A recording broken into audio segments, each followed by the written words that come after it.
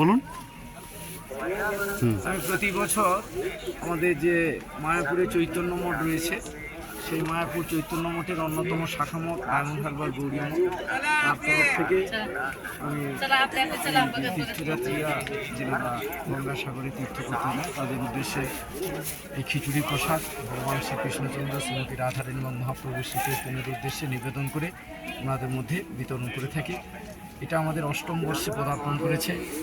এই সবই আমাদের যিনি ডায়মন্ড হারবার মঠের আচার্য বলুন, অধ্যক্ষ বলুন, শ্রীমৎ স্বামী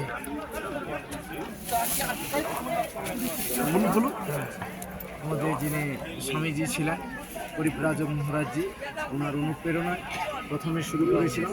আজকের এটা 8 বছরে আমি নিজ তত্ত্বাবধানে এই খিচুড়ি বিতরণটা করে থাকি।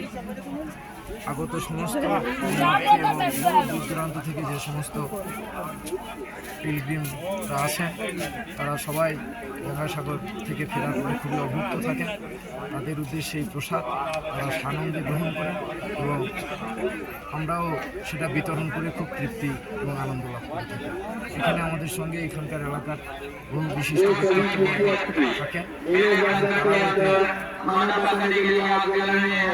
সহযোগিতার মধ্য দিয়ে আমাদের এই অনুষ্ঠানটাকে সর্বাঙ্গীন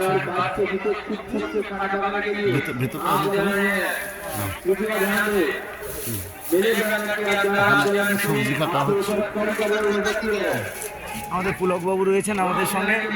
তিনিও এবছর এই জায়গাটা ব্যবস্থা করে আমাদেরকে খুবই উপকৃত করেছেন।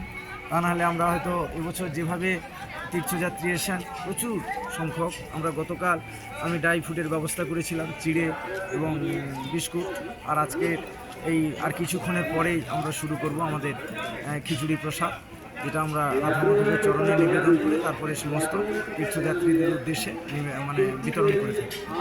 আমাদের এখন চলছে, মায়েরা সব মানে বিভিন্ন জায়গা থেকে এসছেন, এনারা আনাজ কাটার কাজ করছেন। এরপরে আমাদের খিচুড়িও শুরু হয়ে গেছে, আমরা খিচুড়ি তৈরি হয়ে গেলে আমরা বিতরণ শুরু করব।